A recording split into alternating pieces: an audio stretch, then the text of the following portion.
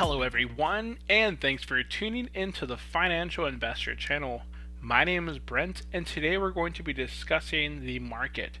Now, I'm going to be making a video, and I'm going to be labeling this video August 10th, market correction, and then have like the Nasdaq down, Dow Jones down percent, S&P down percent, and put this into a specific playlist called Market Recession and Corrections.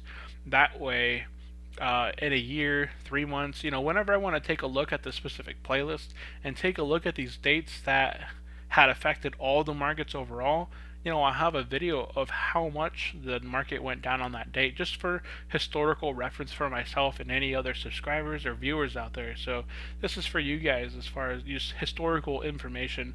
Instead of having to go and research it yourself, there'll be a video available for it. So we can take a look here that the Nasdaq overall during the market hours went down 2.13%.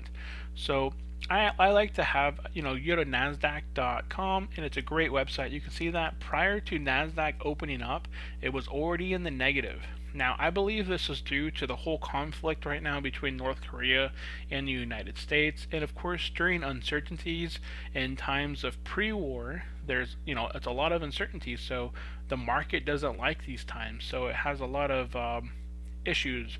So I believe that today was mainly because of the whole North Korea threatening to launch 4 missiles at Guam, and the United States, Trump of course is threatening to unleash a Game of Thrones act on North Korea. So many uncertainties are in the air. What will go on in the future, we don't know, but of course the market doesn't like these times of uncertainty. So that's why I believe we had such a big issue today. Now, the pre-market was already down, and then the Nasdaq opened up, and the negative continued on a negative trend and closed at 57.88. In the after hours, it opened up at 57.88 right here. It was in what was considered the positive for the after hours, and then continued to trend down again, even in the after hours, down to 57.66. So what many people see as far as like the Nasdaq goes, the Nasdaq went down 2.22%, but you got to include the pre-market and the after hours. So if we take the pre-market, which is 0.52, and we take the regular market hours, which is 2.22, and we include the after hours, which is 0.38, we get a total of 3.12% loss for the Nasdaq during August 10th. So I'm going to go ahead, and this was negative 3.12. Now, the S&P 500 came in second with a loss of negative 1.45. Now we can see that pre-market hours, the S&P was already trailing down. It opened up in the negative and continue downwards, ending at 24.38. Now it doesn't show what the after hours is, but I'm sure after hours it continued on a downwards trend, same with the Nasdaq. And the other one I like to look at is the Dow Jones. I believe the Dow Jones has had many positive days, and this has been on the news as being record heights. And this could be just a small correction, plus with all the uncertainties, it had a 0.93% loss, which is fairly decent for the Dow Jones. We can see that it opened up in the negative as well, continued down into the negative towards the end of the day, and probably continued there downwards after there. But the biggest loss for today was the Nasdaq, and that was mainly because a lot of the streaming websites such as Netflix, Amazon, and a couple other ones, Disney is branching off from Netflix. They want to have set up their own streaming service, so they're going to be removing a lot of their Disney only stuff on Netflix, and that affected Netflix stock to take a huge loss, and Disney took a loss, and losses overall everywhere. Everyone gets a loss. So that's why the Nasdaq went so hard today, and they're very tech centric. So a lot of tech stocks, they get corrected very frequently because they grow very quickly.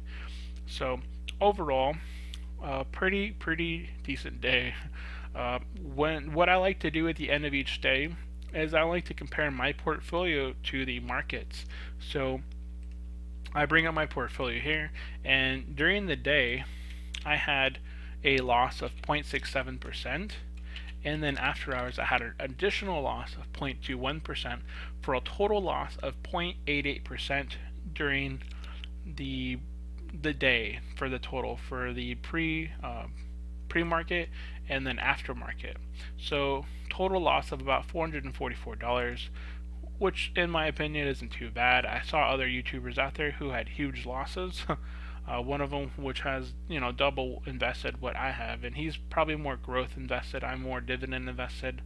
So as far as in the losses, I'm not too worried about this, of course, because I get paid dividends. So if I go into my history here, because of the losses, when I get paid all these dividends back, I actually get a very nice discount on any of my stocks that I'm currently bought into. I can use the dividend pay to average down on stocks that are in the negative to bring my my loss down, and I can increase my yield because I'm now buying it at such a loss that the yield is much higher than what I initially bought it for. So it increases my overall return from dividend payouts in the future. So I've already got my very first dividend payout by Lowe's for about $20. Now I do have a couple other ones coming in August.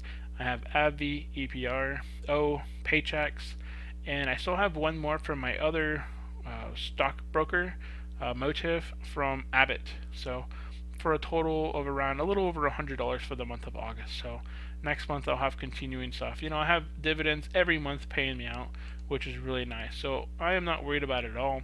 If the market continues on a downwards trend, that means I'll be able to buy stocks that I'm currently invested in at a really nice dip, yielding me much more return and dividend payout. And you never truly lose anything you have invested in your portfolio because you never lose how many shares you have. And a lot of the companies, Colgate, Costco, Cisco, they're not going anywhere. These are very well-known companies that they have a rough date, but in the future, 5-10 years out, there's going to be growth in their company. So, and they're going to be paying you back dividends. So any loss that you take short term will be easily recovered in the long term. So that is it for this video. I just wanted to make a quick video, talking about the market. And while it may look like a very bad day, there is a lot of uncertainties in the air, so completely normal. I am not worried at all. Tomorrow, I believe it'll recover, or it may continue on a downward trend just because of all of the news that's going on between North Korea and the United States, which may be affecting the market. So again, I want to thank everyone for watching up until this point. If you liked the video, hit that like button, and please remember to subscribe by hitting that button below. It really helps out my channel, and for I keep putting out future financial videos. So if you have any questions or just want to say hello, please leave a comment below and I will always reply back to you. Thanks for tuning in, and I will see you next time. Bye.